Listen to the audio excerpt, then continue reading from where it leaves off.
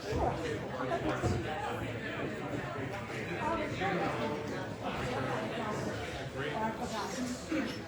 great opportunity for us to get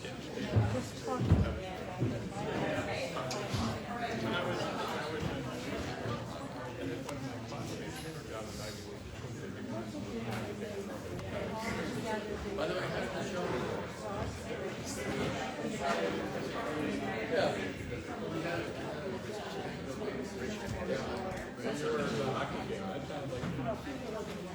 Welcome to the City Rye Planning Commission meeting for December 17, 2025.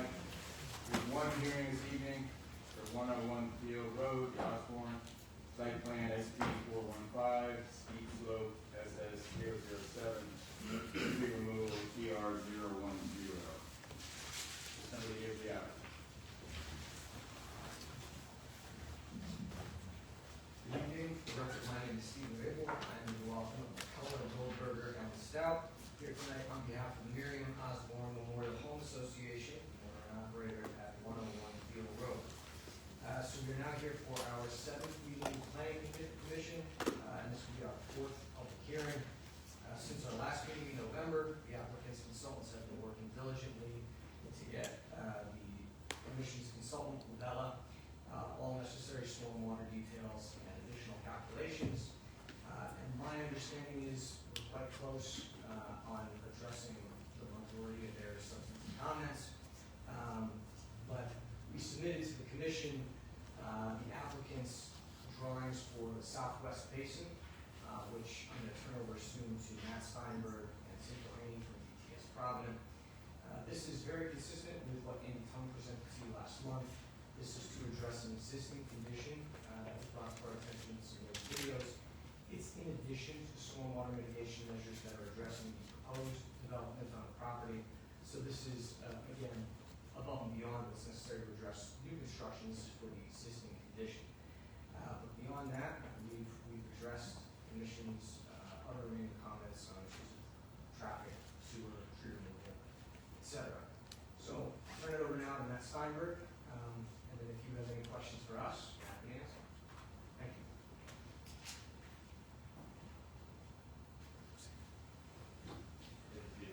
Member of DTS Provident. So at the November meeting, Andy went to my office, spoke about some additional measures in the southwest corner of the property meant to intercept water that was getting behind the wall along the outside of the berm of the existing stormwater basin. So I'll bring up that section of the site. This is the existing conditions.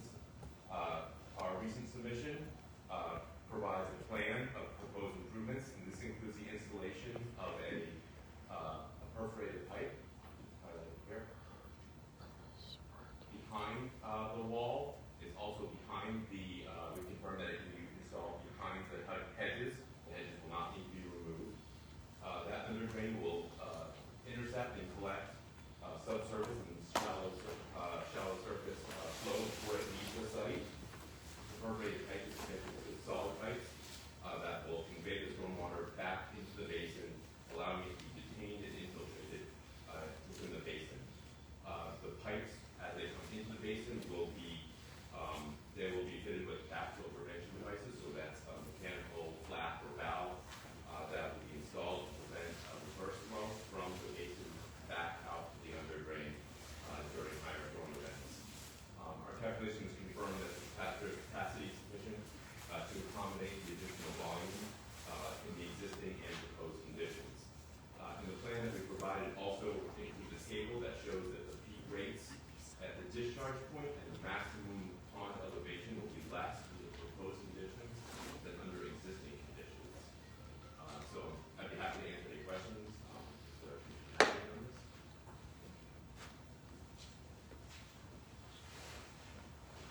This has been made available to Lavella for their comments.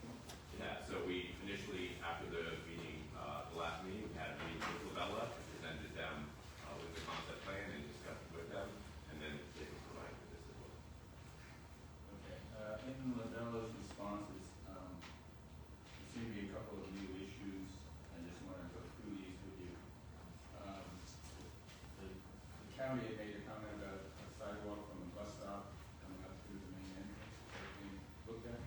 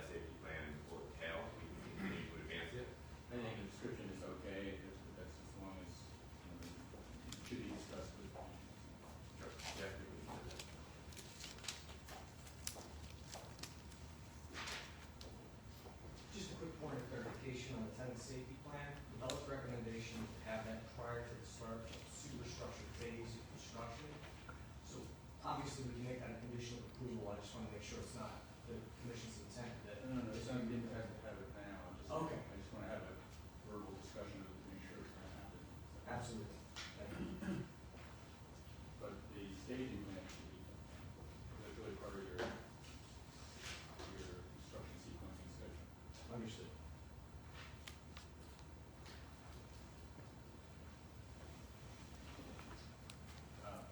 Then the other thing, and we'll discuss it in the room, I think, is we'll probably want you to update your EAF section one. A couple of points have been raised by Dr. Haynes. Happy to.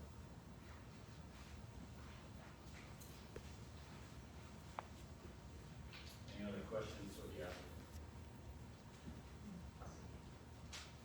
Does anyone in the public wish to speak on this application?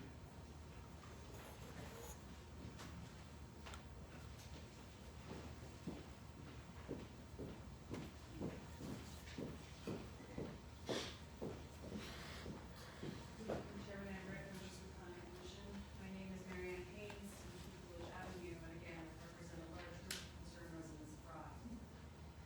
While we're heartened to hear that the Osborn is committed to better controlling stormwater from their property, our concerns remain regarding the full environmental impact of this proposed redevelopment.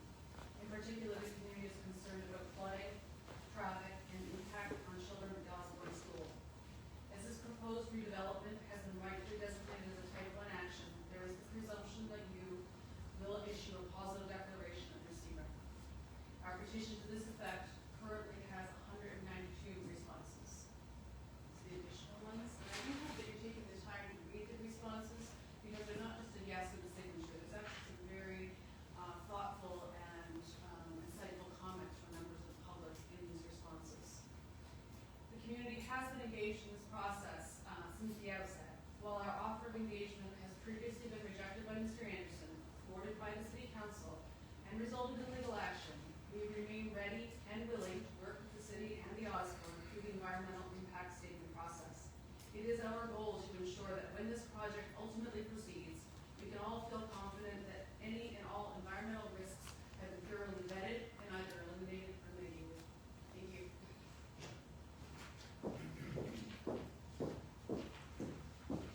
Anyone else in the public wish to speak on the application? I'll make a motion to close, well, no, we're not going to close the hearing. Well, let's have that conversation. I think we can close it. We have one. Sorry.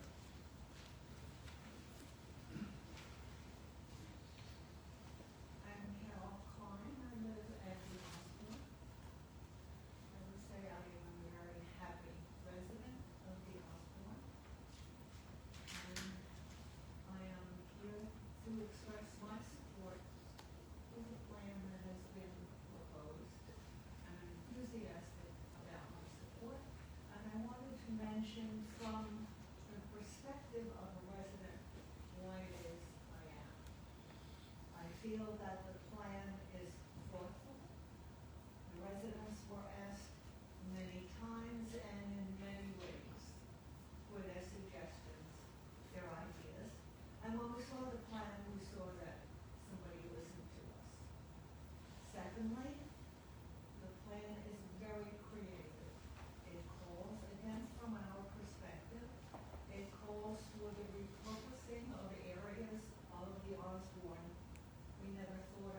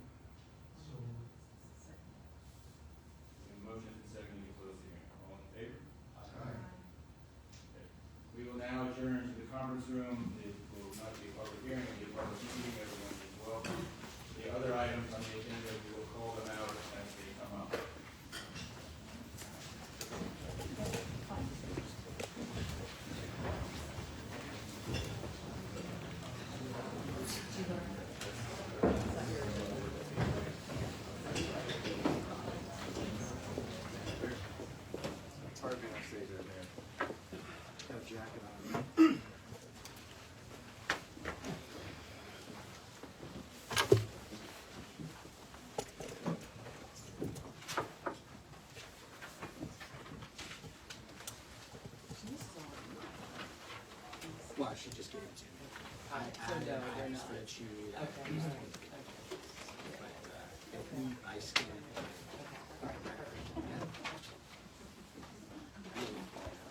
It shows up tonight. Yeah. I didn't know if those were already in the record or because I feel like she's been adding, so I don't, I'd love to see, yeah, you probably have some.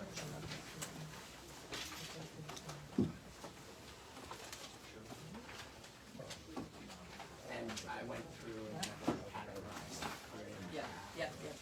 I do remember that.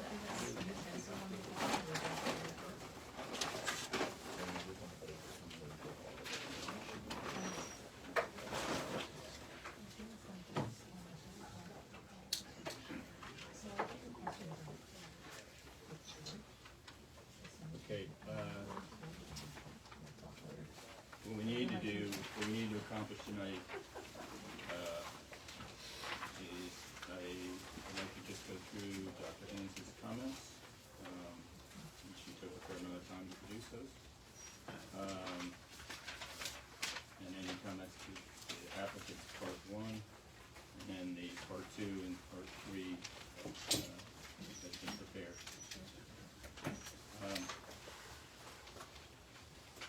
Relative to items that I think we need to update section one.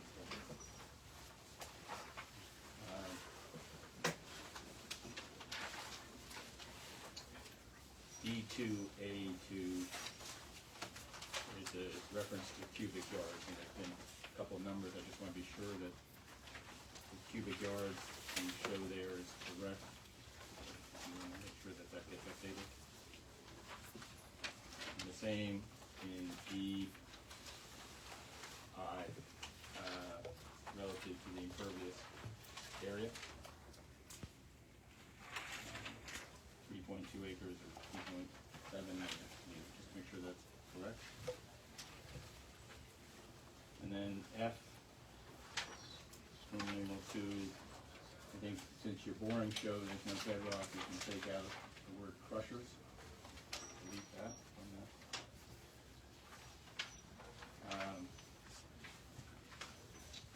We've already updated the hours, so that's fine. And then in E1A, section I, Roman numeral 2, you list various neighbors, but you don't list the elementary school, an obvious one that you should.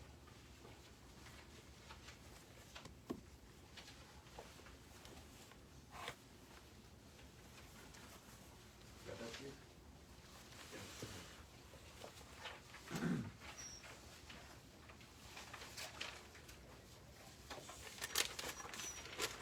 So,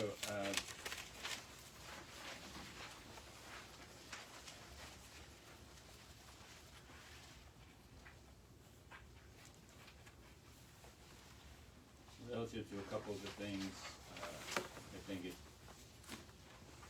relative vis-a-vis the appropriateness of the 1985 development plan, that should have been taken care of during the zoning, not site plan review.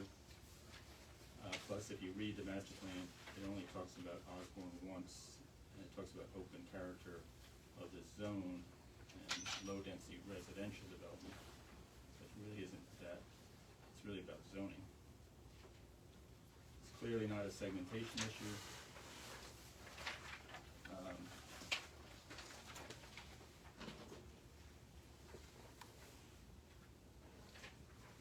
I'm a little unclear, Christian, I'm not sure, maybe I should go back and look at the workbook about how the state, what they mean by phases. To me, a phase has got a period of no construction activity in between.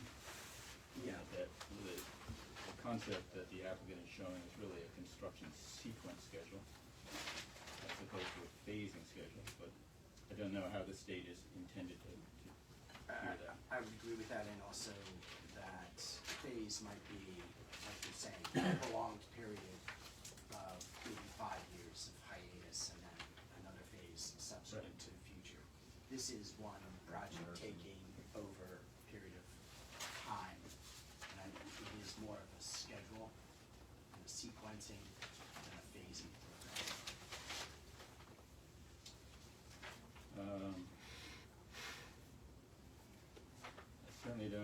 expect you to list every piece of And equipment. I'm sorry, just to, Yep. there are phases or sequences that you are concerned with the order of those sequences.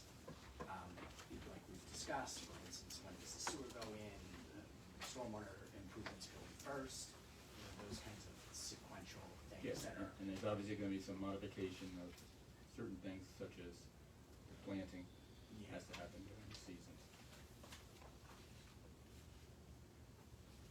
I have a workbook.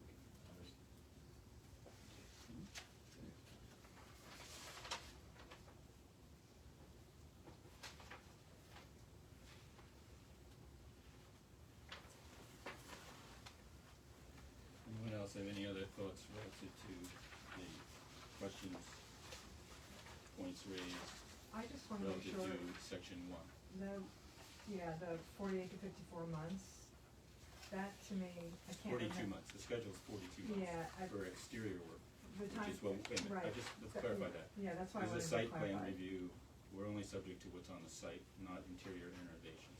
That's 42 what I months. wanted to clarify, so we've got 42 months outside, and then the rest of the work is done on interior in the new buildings, which we're not responsible for. That's what I was asking, that was curious, because Dr. Haynes's D1E asked that question, so I just Well, wanted to what make actually, sure. I think sorry, and also, it should just reference your schedule should be attached to section one. Okay. So that it becomes, it gets referenced there. Recognizing that there are no dates to it because you don't know how long the pre-period is going to last. And just so you understand the thing, so if they get their approval, they then have to do construction documentation, and then go through the process of getting building permits, BAR, et cetera. This is just a site. So even though it says month one, that month one doesn't, we don't know when that would be. I was asking more because there's this sense of like, it went, from 4 years to 5.5 years. And I just wanted to make sure that as we're having this conversation, people understand that kind of sends a message. But you were very clear in saying, Steve, right, the outside work is how many months? pretty much? 42. Right, and, yeah, okay, 3.5 years. yep. Anyone else have any other thoughts on part one? Oh, Okay, part two. So before we get into it, I did revise this document to reflect the conversation the commission had at its last meeting when we last discussed the part two. We made those adjustments to the AF draft for your review.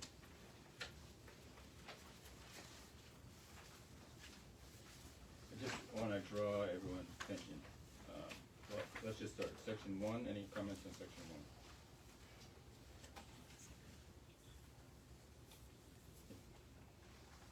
I mean, in section 1G, you've left it blank because I don't know whether we have to say no or small impact.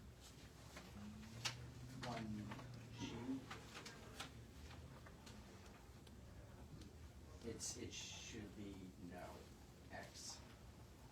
The PDF was not cooperating with me. But yes, that should be a no.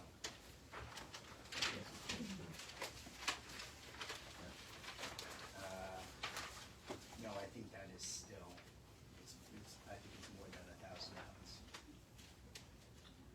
No, I think it's too, but I thought this kind of called out. Just looking for that change. Yes, we did make that change. You made that Right. change, okay. Yeah, so more than what was said, we accommodated our two to say it's a potentially large to moderate impact. Okay, section two.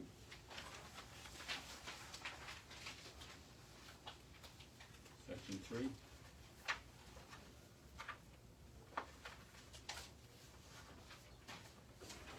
Section four.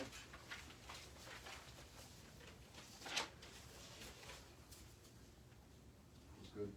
Section five, I just want to, double check on this, everyone's good with this, because we are checking yes. Even though if you read the sentence, it says the proposed action may result in development on land subject to flooding, which it obviously isn't. But we're doing that. So, yeah, the 5D is the only one that's of interest to me, just to have that unpacked a little bit more. I mean, let's just have that conversation. The proposed action may result in or require modification of existing drainage patterns. I mean, if that's been addressed, we talked about Right. this tonight, but that would be the only thing that you would see as small versus a no. But what Nick is saying is that the preamble to all of this Goes is back to read. that, The proposed action On may lands, result. not adjacent to or nearby Right, proposed action or. may, oh, That's- interesting, so okay. we do indicate in the discussion, Okay. attachment, you know, it's not in a flood zone, 100-year, 500-year. Yeah. But to the erring on the side of being more conservative, that's why we included, just as you said, section, that item D, modification of existing drainage patterns, note a small impact, is what's been checked. But we still remain vigilant on the whole thing. Right, yeah, right.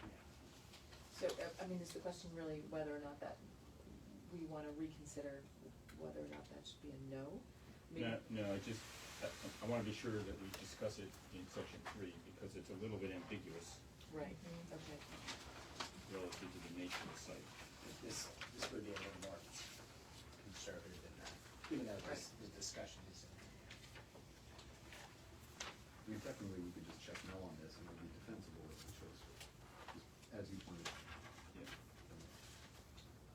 Section 6, check no. 7, we check no. 8, we check no.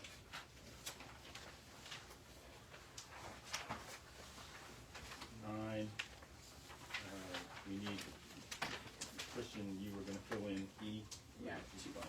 Yeah, C2 will be checked, and reduction of aesthetic resource, that'll also be checked as a no or small impact. Everyone see what Yep. does?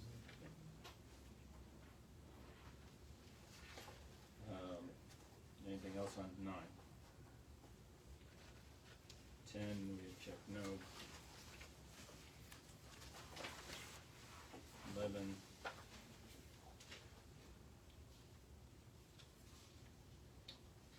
So 11 will also be discussed in section 3.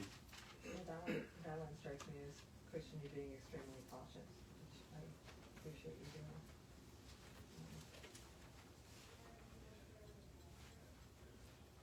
Christian, talk to that on 11, we're checking yes because,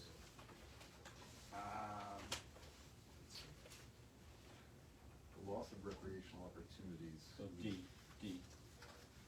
Yeah, it's informally used as open space, even passively. So there's increased ground coverage, there's de facto loss of recreational space. Yeah, I mean, the reality is that the area that's informally used is Right, not okay. actually gonna be developed on. So, Well, you could also say though, there's a visual use of it, visual. yeah, Loss visual, of access, open space character, though that's kind of addressed elsewhere. These things sometimes overlap.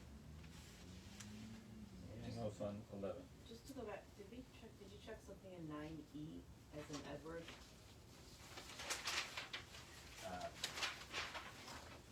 Yes, it needs to be no small impact. Oh, I missed something, yeah. Thank you. Okay, 12, This again, we changed, it's not in the CEA, but it's kind of near, over a mile, I guess, or again, we'll discuss Playland it. Parkway is the resource, or really Playland Park, which by extension is Playland Parkway. Right. It's about a mile, so. All right, 13, transportation.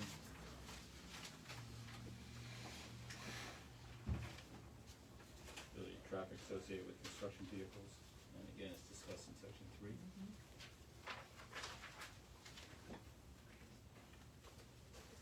And Yeah. yeah.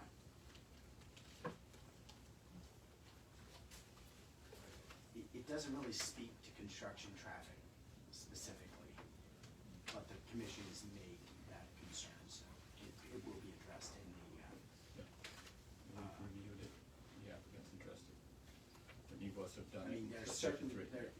certain impacts that are temporary related to construction, and then the permanent impacts that occur because the project's developed. So you're evaluating both, but recognizing some are temporary and some are permanent.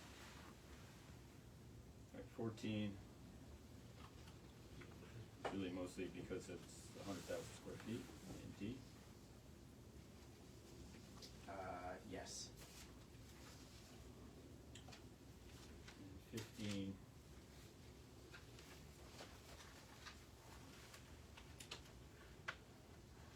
it's again F, it's really the temporary, it's sort of somewhat, All the temporary. Right. Yeah. And obviously sensitive to the school, we'll discuss that later.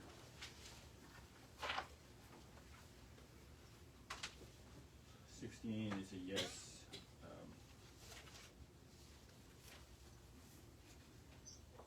There's just a number of little things in here that need to get addressed in section 3, like this bill, the Stark bill from 2014 signing it. Mostly it's a no. Yeah. But because you're within 1,500 feet of the school and nursing home or retirement, it's even closer. That automatically checks that. Any questions then on 16?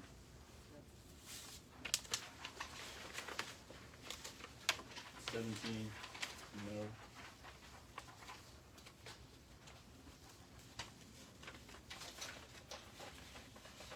And again, You addressed B in the part 3, right, which I thought was good. Like this what? 18B. Yeah, we'll talk about Yes, it, yes, yeah. yeah. okay, so then 18, the community services, it talks about potential ambulance, police, fire. And that's really about it on 18 as well. Okay, did everybody get a chance to review section 3?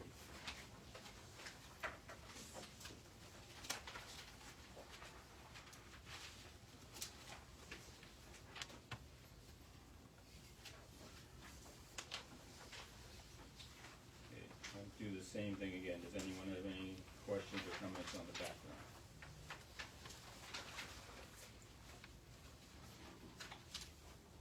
Section 1.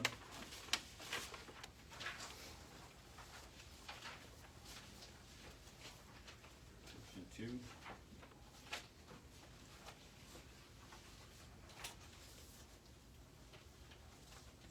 Section 3. So again, this is the section that had that sort of funny title. But we've identified here the drainage to the different Beaver Brook and Warrenville. No, actually, this is may impact one or more wetlands or other surface water bodies. Okay. Section 5. Was the one You're right, that okay, was sorry. before. But interesting, when you go through the EAF, it doesn't really directly speak to things like sewer use, sewer capacity. That's a component to this. Ultimately, it's discharged after it goes to the sewage treatment plant. So I'll be adding that discussion here about the transfer, the upgrade, and the improvements, and the contribution towards the I&I. And you're gonna put that in? It'll be section here, 3? impact on surface water. It's a Okay. weird location, but it Right. will appear there.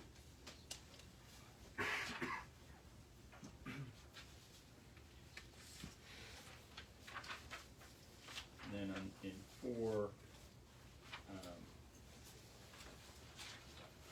Christian's addressed the fact that the mapping shows this aquifer, which is probably because the thickness of the pencil line is 100 feet, but it's really not in this zone, as we know from the borings.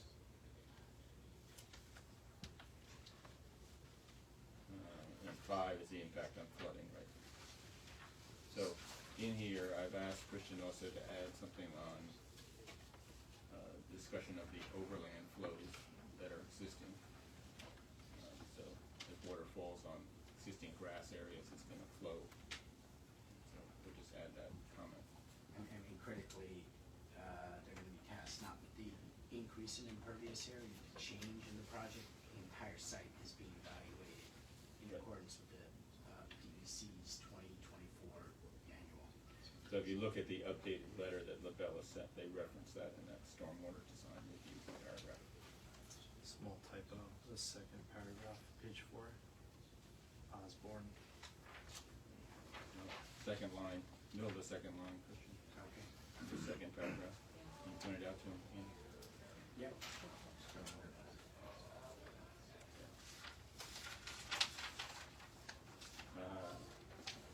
Section 6, we'll just add a therefore at the end of that. Okay. Section 7. Section 8, we'll add a therefore. 9 is on aesthetic resources. So Christian's included a discussion about building 10.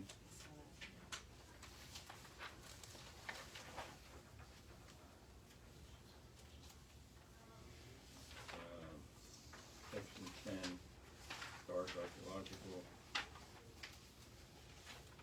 I just asked Christian to, in the second paragraph, to just clarify that only a portion of the project is located on Boston Post Road. Not the entire project.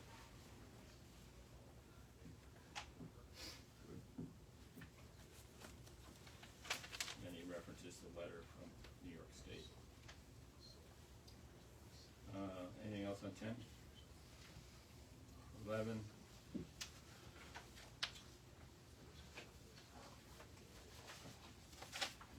12 is critical environmental. 13 is transportation. He's noted the garage levels, quantity.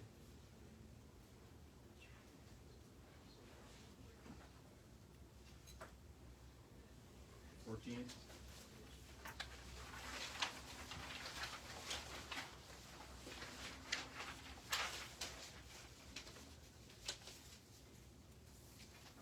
Um, 15, we should just add, I don't think it's in here, something just clarifying that the closest work to the school is being done during the summer, the sanitary sewer lines.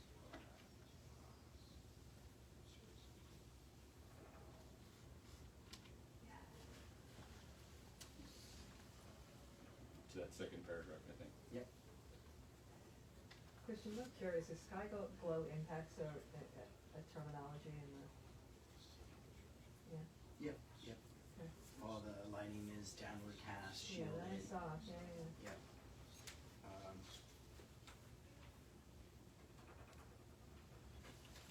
16, It's really important that you said there'll be no blasting twice in this document, I just wanna underscore that, in this place and then earlier.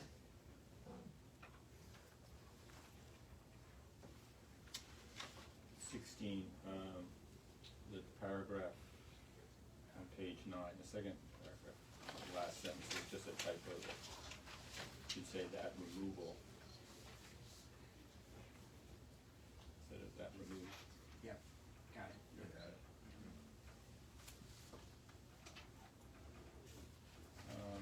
Anything else on 16? 17?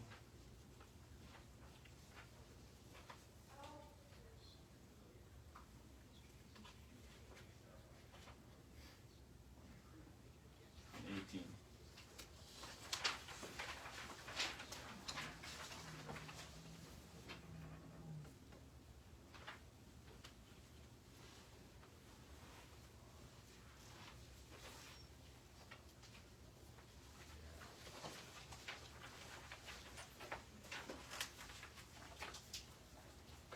This would be sort of a supporting rationale for your document secret determination.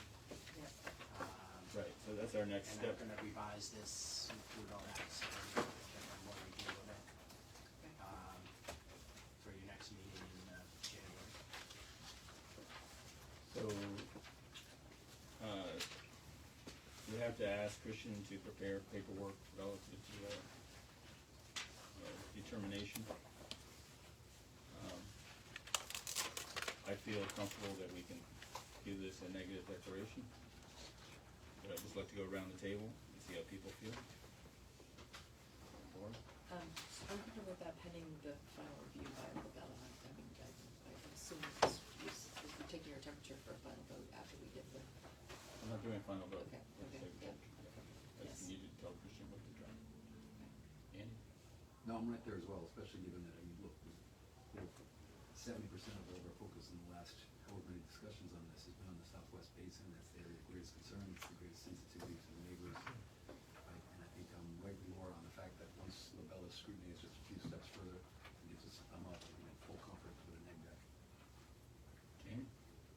I'm feeling the same way. I feel like so much of this conversation that's been out in the public has been about concern about water moving to in that direction. And so when the Labella comes through with its final look and the stormwater design review, I'm gonna feel comfortable with the rest of it. It's been a thorough job.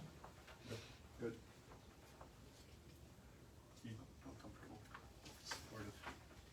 Okay. I just wanna add one thing, mostly for the record, is that, you know, we raised a lot of issues with the applicant and they have made a lot of changes in response to our questions, so I think that's part of the reason why we're getting comfortable with the negative declarations that the applicant has been so responsive. I agree fully. Tremendous. I agree. Sure. Performance by the applicant and by concerned citizens have both been as good as we've seen in terms of. Yeah, I think that's the main takeaway is the comments that we received from the community have been very helpful, right? In trying to improve this, so we're in a good place. Okay, Christian, you understand where we're going? Yep. Okay. Thank you. Thank So, you. really for next time, if you could have the construction plan. Yes. For that, we'll have a discussion about safety I plan. didn't bring any Yep. with me. Updated It's EAF a- part one. It's a great, Just update EAF part one. What was the other thing I raised down? I have them all. Oh, the bus stop issue. That was just the sidewalk. Bus stop issue relative to the sidewalk. The county County comment. Okay, that's sidewalk.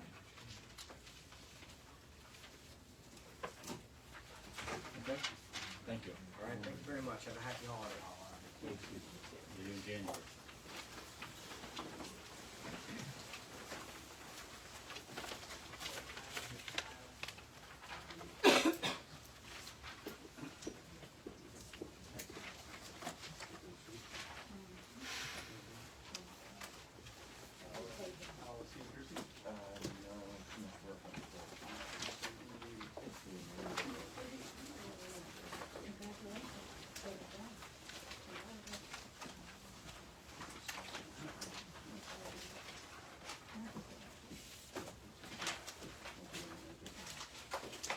Okay, Line item? So, hearing was closed the last time on, we did, submit the updated landscape architectural plan for that tree protection notice to them. And we also provided the proposed maintenance agreement. Correct. Unless there's any questions on anything. Okay, so we all have a draft resolution. Is everybody comfortable moving to discuss that? Yes. Yes. Okay, so, Christian, the plans need to be updated to include the latest two, which is L1-4, L1-5, and then the Coltech drawing. And then on page 2,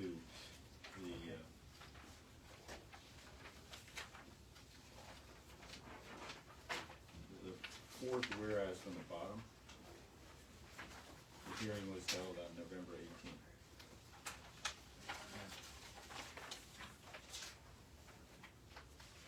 Christian, is this a P capital P capital I, or is it P small I? It's a little typo.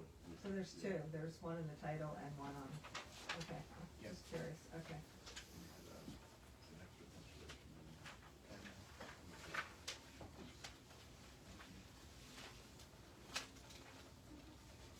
That's all I'm actually on that. Okay. I have a motion to approve this subject to minor changes. So moved. Second. All in favor? Aye. Okay. Thank you. Thank you all.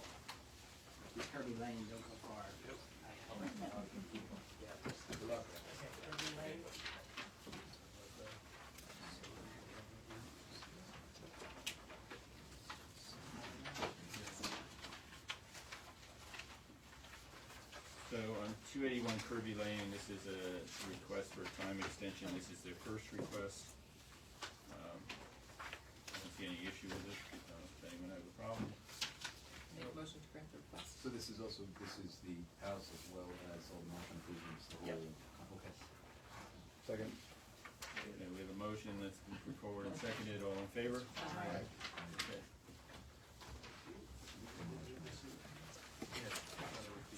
By the way, you gotta do this check for me.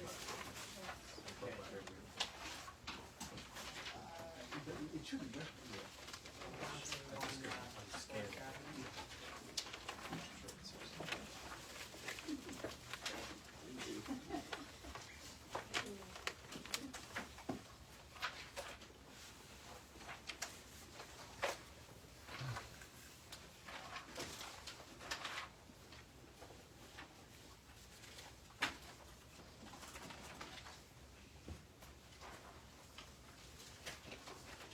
Go ahead. So first I'm on wetland permit application for a new residential dock. Here from Race is Susie Bradford, who's been working through plans. Christian's following up. I guess the only other backdrop to all this is the project has already received DEC. This, okay, we have two issues here. So let's talk about the DEC approval. Is this, the dock changed since you first went to propose to the DEC? Yes, the original proposal to the DEC, was a much larger pier structure on the other side of the property that spanned up and over the wetlands.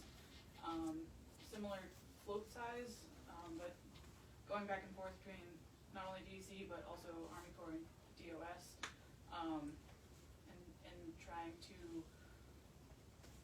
accommodate all of the public comments that we got through their public comment period. We relocated the dock, shrunk the footprint quite a bit, and ended up going to open grate decking and some other typical, it's like minimizing things like the float stops and some other things to try and limit the encroachment into the harbor. So boat traffic can still get by the dock. Some comments on the noise that the dock would make were addressed in that we're putting an HDP pad down for the gangway, so when the tide rises and falls, it minimizes the noise as much as possible. What else did we address? Again, just Okay, Christian, are you controlling this? Can we go to the plan?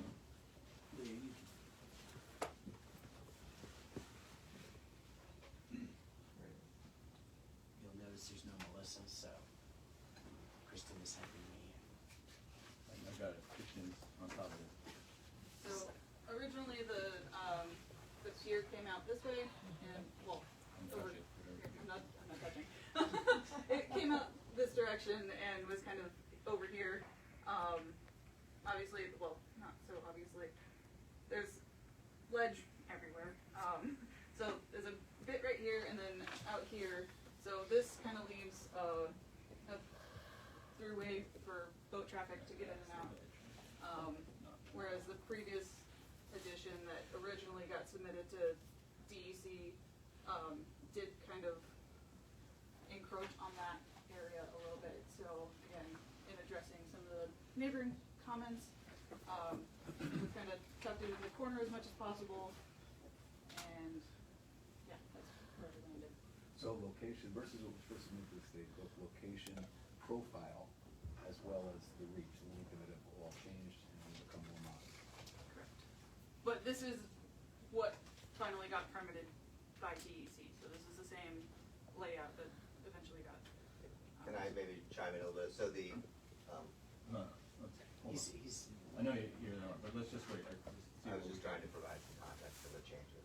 That's right. So let's just, on your plans, you don't show the 100-foot setback line. You're trying to get a wetland permit from the city of Rye. So we have to have a 100-foot setback line. Okay. And we have to know whether all that walkway was permitted under the wetland permit. So Leah, you're gonna have to do some research and find out what the status is there. well, the wetland line's off the page. needs to show up somewhere. I'm sorry, the buffer line is on the Yeah. page, the wetland line is shown. It's flagged. But 100 feet would put us obviously landward of. Okay, so all that stonework, when we were on site, the comment was it's always been here, which doesn't really fly. So we need to know, do you have a wetland permit for that? There was, wetland permit number 1. Actually, I don't know, is it in this file, Christian? I did, I found wetland permit number 1, literally,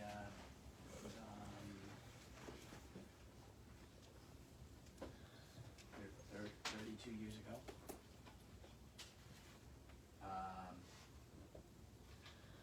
And I'm gonna have to zoom in here, but part of the approval included a walkway and sitting area. And this is how it's depicted. That is not exactly what's there today, but this was a 1993 approval. And the configuration that's out there today has been that way for roughly the last, at least as far back as I can go on the aerial imagery, since 2000. And it describes it as can be accessed by a wooden boardwalk or path of small stones.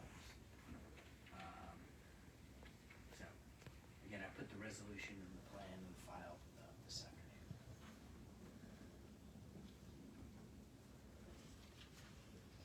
So it may not be the exact same area, footprint, or layout, but there is something with the path Okay, on so it. the curved retaining wall then, that's not on this plan? At the edge of the house, you're saying? You're inland now? Yeah, I mean, So we need a little, we need to sort of get everything straightened out here. I think the other thing that's going on is outside of the scale of your maps. What do I want to do? Right one. We were focused solely on the dock, we were aware that Right, some of the so- stuff hadn't already been permitted. Site photographs, maybe it's here. So here's the dock, here's the ledge, here's the house, and what is this? This is CEHA. Well, if you see this here, this is not, well, this predates the installation of the pool. This is not, Here's this the is stone different wall he's today. talking about. So, I did speak with the owners, so the retaining wall, they actually didn't take out the retaining wall, they just put a cap on it, so it was the existing retaining wall that was there. They did eliminate the stairs, and then just put a cap on top of the wall. Okay. So it's not a new wall. Yeah. Right. Christian, what is this line in the document? I can't see It's that. a CEHA that It says CEHA. Oh, that's the, coastal erosion hazard area, it was left over from the DEC permitting. Okay. It's a permit required from the, correct, and, yeah. So it's a permit required from the DEC. Okay. So this doesn't help answer this next question, okay. So when you were on site, it looks like there's a stone wall there that's not permitted, No, there's a walkway. Yeah. So it's this walkway, Okay. and that wall, so the question is, where's Okay. that 100-foot line? Okay, The walkway would be entirely within Yeah. the buffer on the as-built survey, which is in these files, but a portion of the retaining wall is within the 100-foot buffer. That retaining wall has been there for as long as my clients own the property, and I believe going back in times of the original. Yeah, I don't have the exact date on it, but it's been there a long time. but it's not on wetland permit number 1? No, Okay. I don't believe so. See, So is what we're asking them to Well, make I sure that guess their those application are- includes any increase that was not shown, shown yeah. in wetland permit number 1? Yeah, so what I would do is I'd reconcile what's there in the buffer today versus, what was approved in 93. Superimpose that information some way. We can work with Susan on that. We also asked you on site that you could generate, stake out where the pier starts and demonstrate, have pictures of that. Fortunately, we got there after the snow, so looks a little different than when you were there on Saturday.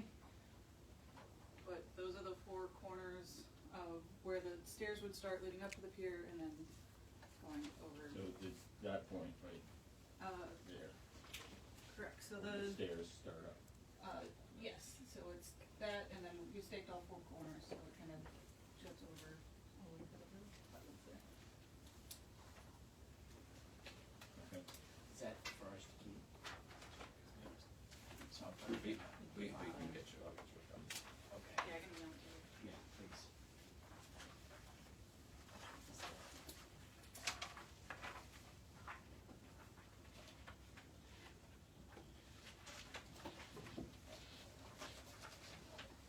Okay, I just wanted to get kind of all that buttoned up before we really get into setting a hearing on it, so you could take care of those items.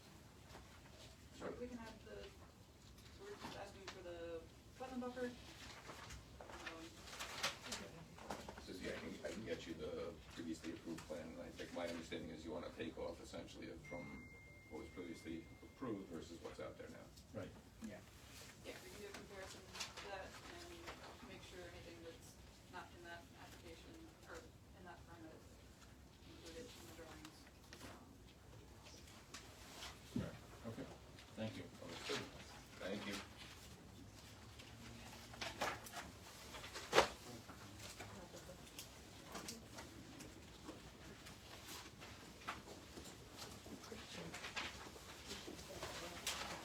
The new homeowners have to follow the guidelines within the resolution for the first wetland. I didn't get that far into it, but I don't know, I have to look at it. Okay. It's, I mean, it's a 32-year-old approval on a, I mean, these things, number one. I mean, this is what, if you work in the wetland buffer, it's supposed to be approved. There's more to it than just that, Yeah. so I'll make a copy of that, because, she already read it. There's other stuff in the resolution that I didn't have time to reconcile. But the applicant will do that as well.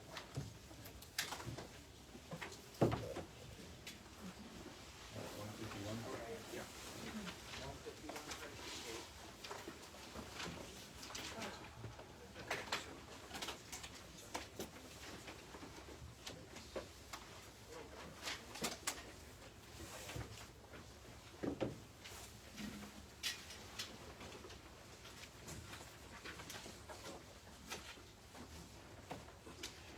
Okay. See you.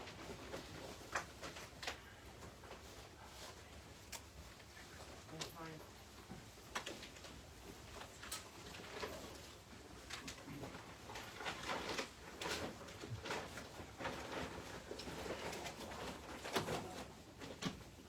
You can use your eye wash, or, is that what you want to do? No.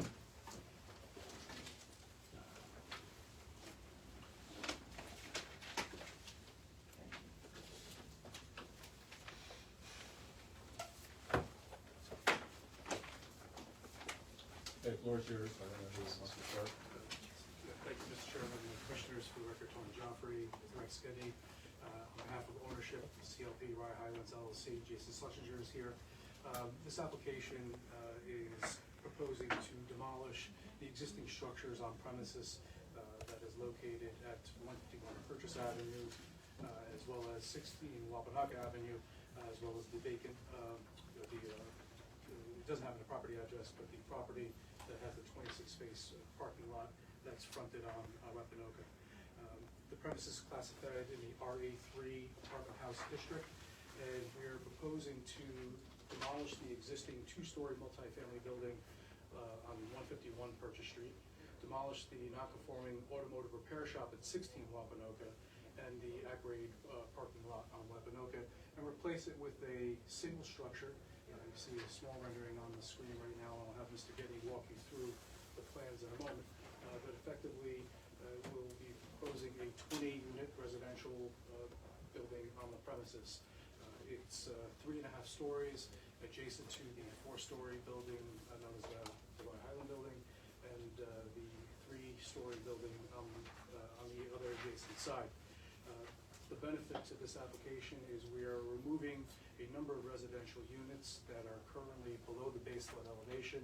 We'll be making this property compliant with the FEMA regulations, providing accurate parking with the residential units above. I'll probably add a few more comments, but I'll ask Mr. Getty to orient you to the plans and the project. Good evening, everyone. You've all seen this. We've been before the commission, I believe twice.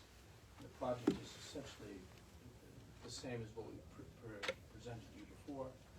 This is the existing conditions plan. As Mr. Joplin was pointing out, this is 151. It's a 9-unit building. This is a detached accessory garage unit. This is the auto repair facility, and then this is the currently the parking lot, which is served by 131 purchase. We've submitted all these drawings for your review. This is the proposed site plan, which is showing the building footprint, proposed building footprint, and then an overview of the on-grade parking that's below. All the parking will be accessible from Wapanoka and be at grade. We have 49 proposed parking spaces to be used by the tenants of this building, as well as to be shared by the tenants at 151. As far as the layouts, we've held the building back to maintain a 20-foot setback on the northern side of the property, and we're closer to the property line, essentially where 131 is located. The parking is substantially covered, but not completely covered, and the only thing that's on the ground floor will be, I'm sorry, this is the stormwater. Just look through this.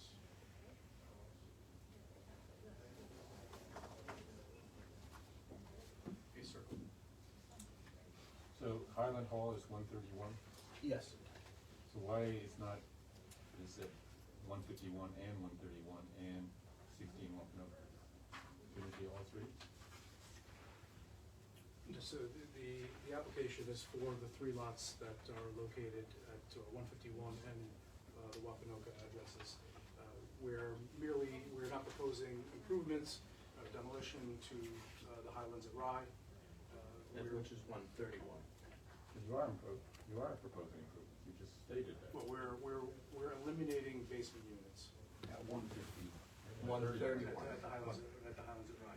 Which is what that's where we were 3 years So when we came into you with this proposal, the purpose was to eliminate those 10 units that are in the basement of 131 Highland. Yeah, so 131 needs to be part of the application, it's part of what's going on here.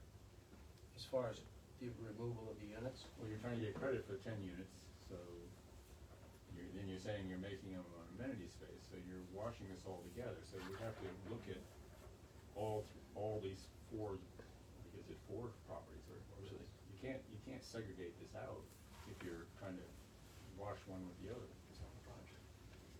Total project. Well, we can propose the building without the need to include there's no site plan that would be required for the 131 building. We are removing those as a benefit to the overall area, but that would be just by way of a building permit to the building department. It doesn't need site plan review. Okay. So if you were to evaluate it on that basis, you'd be evaluating it solely based on the application as presented, and then somehow, it's a little unconventional, obviously, what we're talking about, you integrate as a condition, elimination of 10 units on the property owned next door. I think we need to be very clear what's happening here. Okay, go ahead, Rick. Yeah. this is the on-grade parking layout with parking spaces located around the circulation. Is essentially just two-way on one side, one way on the other, and then the core is located here, elevator, refuse receptacle, and stairs. Basically, this is below the base flood elevation, so we're limited to what can be placed down there. Sorry, Rex. Are you parking, so back to the other question, is that parking just for this property, or is this parking for next door as well? We were going to share this parking with 131 as well. Today, that parking lot provides parking for, 131 purchase. okay, so they're. In what, for As what, an in what? requirement is or there- just as convenience? It's no requirement, It's it's an amenity. It's just an amenity, so you're just providing 48 spaces, and they're not gonna be, there's not gonna be an easement or anything legal between the two properties for the spaces that residents are want to use here, right? It's not anticipated unless it's No. required. Okay, so it's kind of just a, Yeah. it's just a side note that residents at 131 may be parking. So, Correct.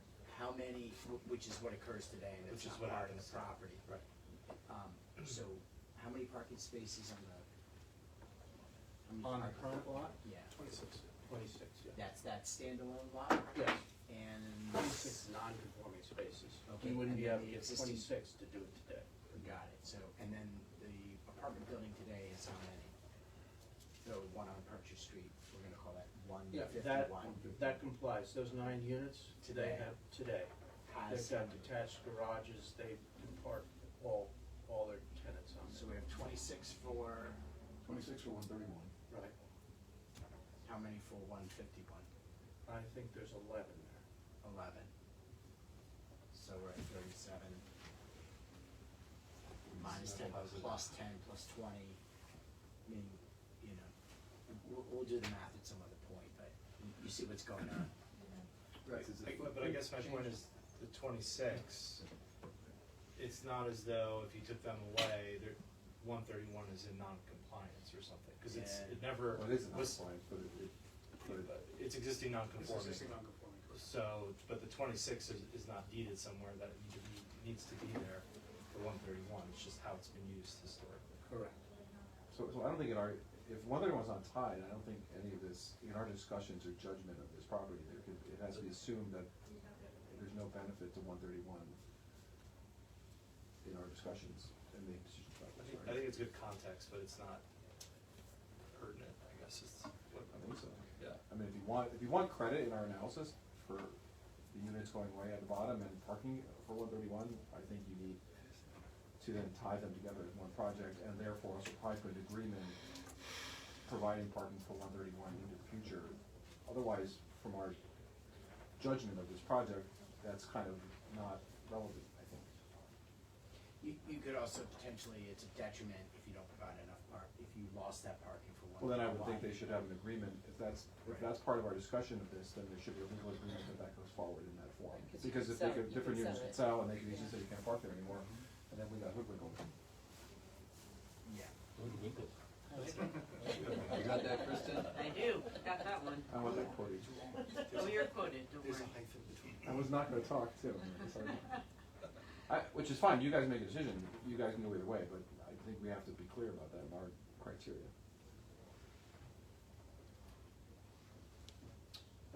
Ground floor, we've just discussed that. This is a typical layout for the upper floors. This would be the first main residential floor, the second residential floor, and then the top floor, which would have essentially 2 units plus tenant amenity space, and we're proposing a rooftop pool as well. Again, we proposed this several years ago, and we had showed you renderings and all of that. So that's really the overall plan. We did spend time to kind of develop, because we're concerned about code compliance, so laying out building floor plans. We have some sections through the building, trying to maintain the building height on Purchase Street, but obviously exceeds the story height as we've defined in our table of all the variances that are listed on the cover sheet. And these were just preliminary elevations of the building, what conceptually it would look like. And then behind Mr. Joffrey, we have kind of a before and after, and we have different views that show from Purchase Street, another just angle of Purchase Street, and then this is from Wapanoka. Existing garage is here, the parking lot is there. The access points on Wapanoka. Just another angle view of it. Okay, can you, Jeffrey, can you summarize the variances? Yes. So we are proposing an FAR variance, 0.5 to 1.22. Height that's permitted is 2.5 stories, 40 feet. We're proposing 3.5 stories, 48 feet. One side setback, 20 feet is required, 0.25 feet is proposed. That's on the Highlands and Rye side. The minimum combined setback requirement is 40 feet. We're proposing 21.25 feet. And we're also requesting a waiver that the Planning Commission is permitted to grant for more than 6 dwelling units on each floor and a limit of 120 feet in any horizontal direction for apartment units. Say that last part again? Sure. It's section 197-8 of the code. It limits the number of units per floor to 6 and limits the maximum horizontal direction of a unit of 120 feet. So it's called variance is waivable, it's really planning commission review, so that little box is the 2, and the variance is, so the planning commission would need to advance this, find that, and then the zoning board needs to do the box on the Okay, so let's look, relative to this, we all know that the city council wants to update the master plan. They've received proposals, they're gonna wrap up interviewing this week, so we assume it's gonna happen next year. I'm very concerned, this is sort of like when we had the application with 167 purchase, it's such a big ask. It really should go to the city council, in my opinion, and be a zoning issue, which I'm sure they would wanna handle relative to the master plan. I personally am in favor of transit-oriented development, but that would have to be a zoning change. I just find it very hard that for us to support these variances and not say to the applicant that they need to go to the city council. I want to put that on the table for discussion by the commission. I personally think I want to see what you can build as of right, and then if we have historically listened to pushing buildings up and giving more FAR potential height to push up, right, because of flooding, we've listened to that. And then if you're arguing that you want to take 10 units out and save those and put other parking in, then you need to tie it together and pull that story together too. But I generally agree with you, Nick, but I think you need to, I think just seeing these numbers without those contexts in my mind are hard to judge. We can ask for an asset rate plan. Generally supportive of this. Sorry. Yeah, so I'm supportive of us handling the ask, but to your first point, is it such a big ask that we should really be kicking it back to the council to opine on it or direct on it? I think given the zone and the flooding issues in the zone, you know, a number of the variances that have been granted before, I think if there's a way to work with the applicant to tighten up the plan a bit, maybe we could get there without such a big ask from the council. What I would say. Well, keep in mind that, you know, they have to go to the Board of Appeals. Normally we have the 3 options there. Support. So, I personally would have a hard time supporting these variances. Right, I'm not sure there's enough benefit, well, just my perspective, I'm not sure what the benefit is to the community in granting these variances. While we definitely do want to encourage developers to move rental units out of the flood zone, and so we might support a variance, a height or a story variance because, for that reason, because we want the parking underneath. The other variances, I don't really understand why we would support them, and it does strike me as strange to give the applicant credit for removing dangerous residents in a separate location, as an incentive to push boundaries on zoning that just strike to me as kind of frankly an overreach. So I'd be curious to see what the zoning compliant plan looks like.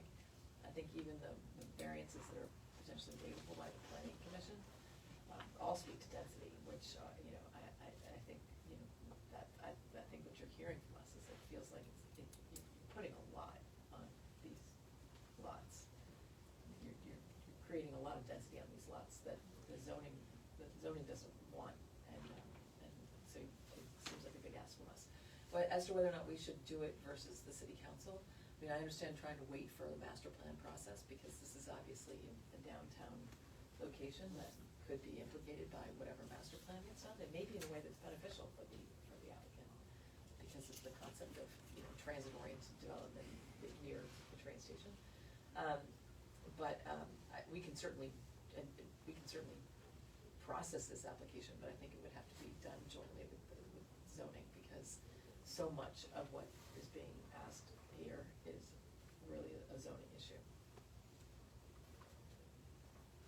I think there've been a couple of occasions where we've jointly met with zoning. And this may be the situation, also because it's kind of almost like on the cusp of being a beta project, you know, being on just before something gets enacted, you know, that may have ripples down the road. So I think, you know, we kind of want their input.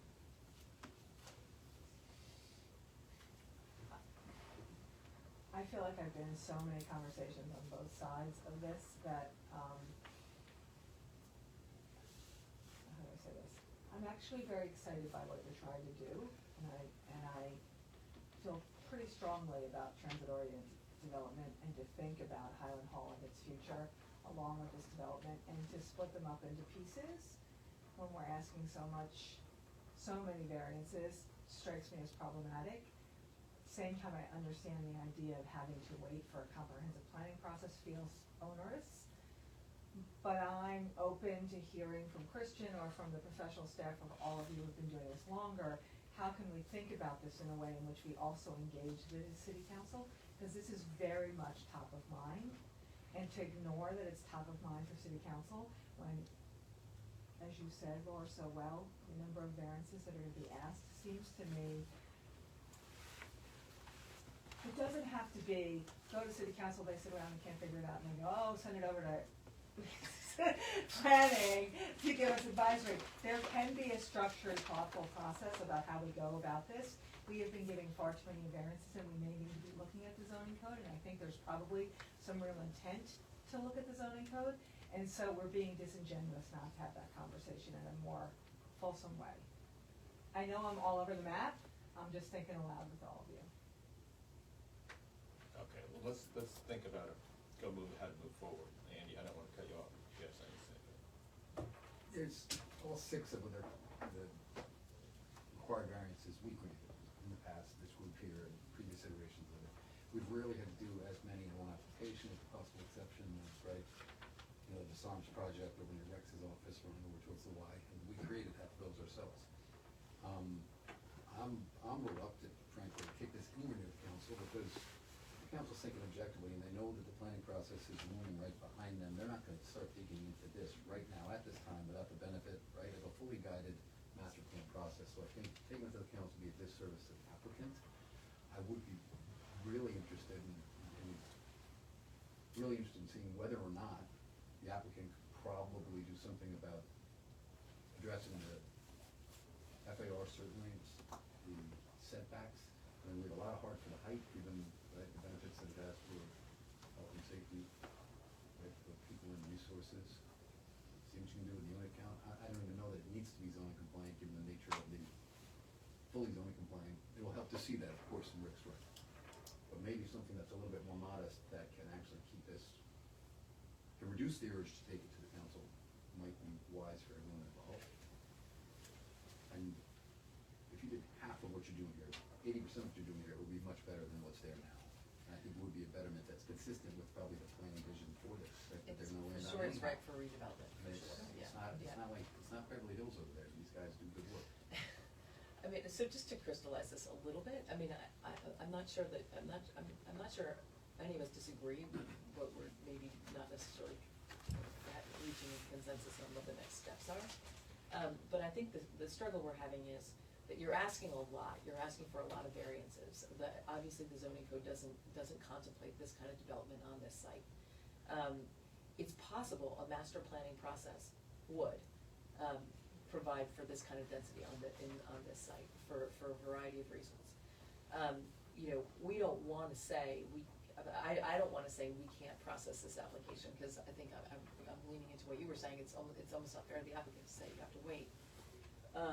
It is unfair to the applicant to say you have to wait for a master planning process to be completed, but you might be better off waiting, because you're so constrained on this site, and what you wanna do in this site feels like it's inconsistent with zoning, and therefore, it would be hard to, and I don't know that there's enough benefits that's been demonstrated to the community for us to make for us to at least support all those zoning variances, and you can take it up with zoning.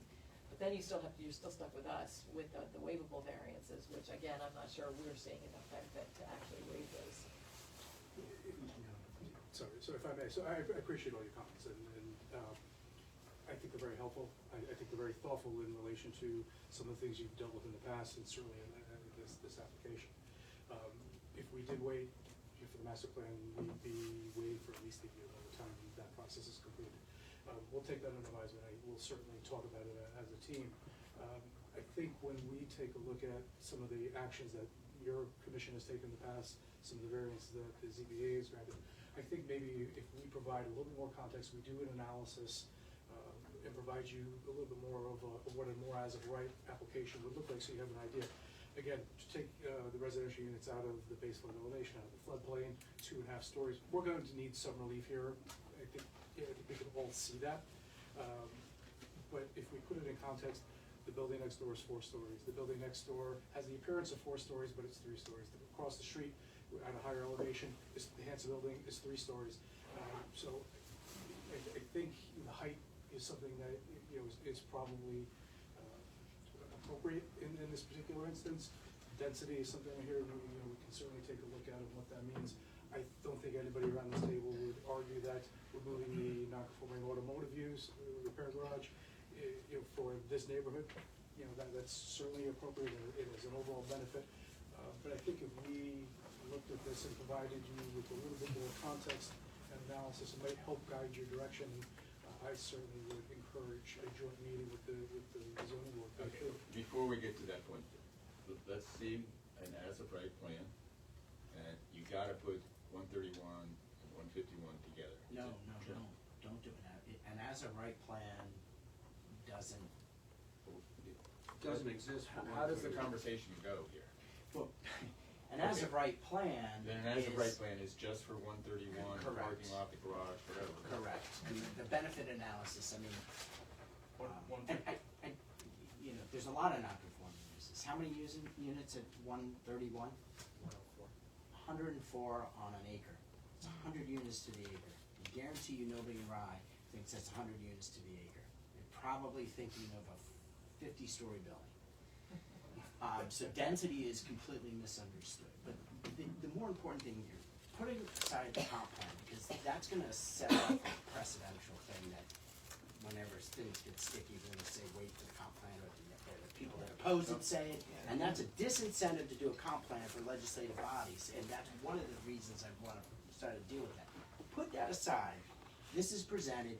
It has a number of variances. How does that make the commission feel? And we've had that conversation. But I don't want to make this about whether the council does or doesn't do a comp plan in a timely manner. Because even if you get this done, it's optimistically 2 years, or a year. It's reality at least 2, and that's from when you know.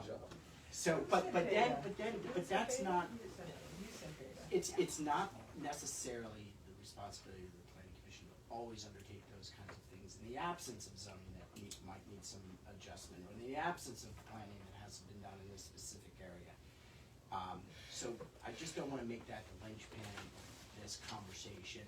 Look at it in the absence of that, because there's other projects that are gonna come along with that. Yeah, let's You see should what do a comp zoning wants plan. this to look like, and let's see, and, you know, Yeah. we can certainly wrap around our heads around the height variance for the flooding reasons, or the story variance for the flooding reasons, but I think I'm struggling with the setback variances and what zoning wants this to look like and what you're proposing. But if you bring 131, if you're helping 131 and you tie them together, you could pull them, that's where that story could come together. I'm not saying it's a good idea, but like that's where, if you thought about it more holistically, that's the story, not that Very hard to separate. But that's what I'm saying, you can't separate them, so that's why I don't know why they're separated. You're like, what is this a beta idea for thinking through some of this stuff? How do you think about that? For instance, a co-compliant plan could get rid of the parking. I was gonna say, your zoning compliant plan should not include 48 spots, right? Correct. Because to prove your, No, you I think, no, because it's not required per zoning to add all those Correct. spots. Right. So Island Hall ends up with 0. So I think Right. as a, That's as a part of the community- argument of hold why on, you but do this. as a community benefit, Correct. you're getting a huge benefit from keeping these spots, or adding spots that he doesn't, that they don't need to keep essentially on the site. But that's There's part of, I 26. guess, the as-of-right analysis. That's right, so you understand what Yeah, you so build it's without the providing the baseline. parking. Well, more than the as of right, the balance of what exists today and what we're trying to provide as an overall benefit for this neighborhood. And then what's the solution to make sure that, that these parcels aren't sold separately and then you suddenly take away all the parking? There's a very simple legal instrument that could address that. That's Whether why it's a there's condition of lawyers approval on this site plan, an easement, a license agreement, a lease. But arguably, that restriction doesn't exist today, Correct. right? Well, But we're that could be planning, easily- we're planning for what happens with. Going Yeah, forward. yeah. No, but you can put a permanent easement for parking on the site. No, I'm just saying, this is to the point of this as-of-right. I mean, you can sell up these Well, it individual helps lots. sell us what the benefits are to the community. 100%, yeah. That's the whole point of understanding what you built. Yeah. Okay. So, as-of-right plan, and then somehow getting the zoning board involved, but right now, let's Let's take a do look the at the as-of-right as-of-right plan plan. Okay. Good. Thanks very much. Thank you. Happy holidays. And maybe it would be helpful when you diagnose this proposed plan versus the as-of-right, what the deltas are, like some kind of table. I should just also mention that Mr. Schlesinger spent a lot of time talking to a lot of the neighbors. They overwhelmingly want to see that garage disappear, there's no question, particularly the neighbors across the street and a lot of the neighbors. So, I just wanted to make that mention. He spent a lot of time speaking to all the property owners. The one who's not very happy, we know that. Yes, they're present, yes, Yeah. yeah, so. I just wanted to mention that. Thank you. I would just ask if Mr. Joffrey, when he submits the plan, if he could email me the plan as well. Be happy to. And I'll do the same. Yeah, of course. Thank you. Absolutely. Thank you. Have a nice holiday. Thank you. 702 Forest. Sneezing? We have sneezing? Yeah, extension of time. At least it's going to public hearing. We did what we asked. It's fine, I got it, that was a good quote. That's going in. Oh, yeah, it's bold. Yeah, in bold, blueprint. Purple. All right, guys. Alright, so 702 Forest, so did everybody look at the plans, they made the revisions we talked about? I think we're okay to set them for public hearing. Excuse me? You were lovely. Oh, thank you, thank you. And you brought us coffee, right? Yeah. It's never happened before. I do. Yeah. I appreciate all the back and forth on this. And nobody drank it. No Yeah. I don't like that. I'd like to make a motion to set the public hearing. Second. Okay, we have motions to second to set the public hearing, all in favor? Yes. Okay, so that is January 13th. That was a fun wait for that, huh? Yeah, that was happy holidays. Efficient. Yeah. All right, thanks, Thank you. thanks for the time. Yeah, appreciate it. Okay, 255 Grace Church Street this is their second request, so. What does that mean? Well, May I ask normally we why? give people 2 one-year extensions, and then on the third one, we tell them they have to come back. They're done. Critically, there's been no change in law, that would mandate a, whatever, a review. New trees, they did trees and slopes as part of the prior, So I don't see any reason not to Yep. approve it. If I got that motion, I'll make that motion. second. all in favor? Aye. All right. Thank you again.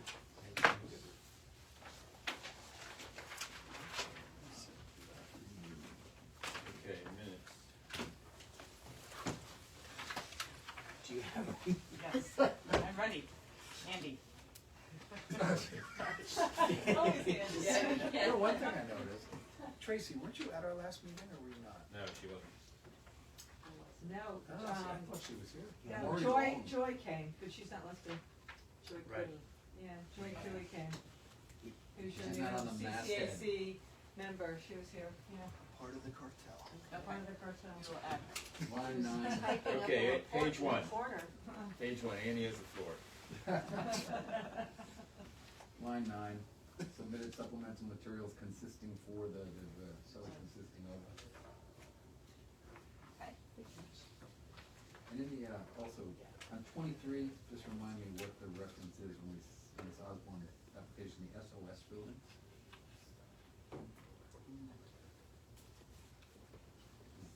I'm interested in reading, I don't know what that means. The SOS buildings. What what is does it say? SOS buildings relative to the Osborn, do you know?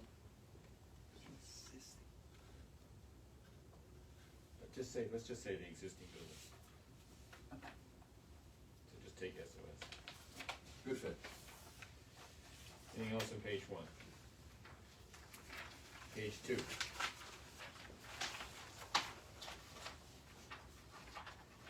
Page 3.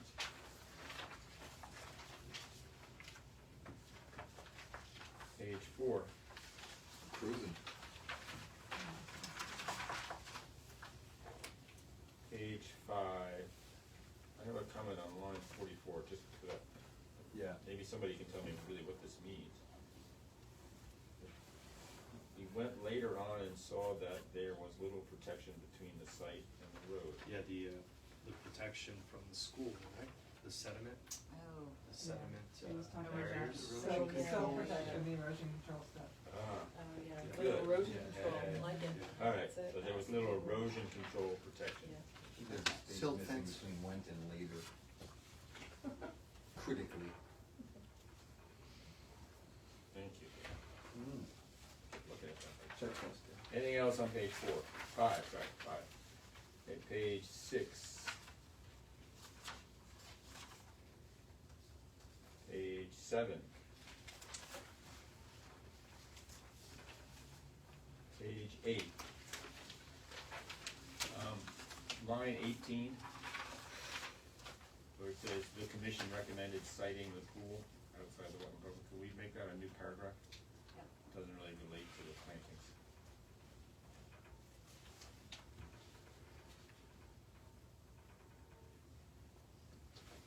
Anything else on page 8? Page 9.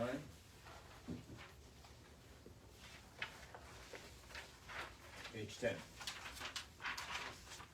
Good work. I have a motion to approve as amended. Make that motion. Motion second to approve, all in favor? Aye. Christian, how hard would it be to find the 22 minutes from the first time they brought this stuff, 151 purchase? Do they exist? Yeah? Okay, thank you. Thanks, everybody. Thank you. Happy holidays. Happy holidays. Happy holidays, everybody. Yeah. When's the next planning? Next time. Genuine Right, changes. over, under, Yes, yeah. Wow. Zoning changes, transportation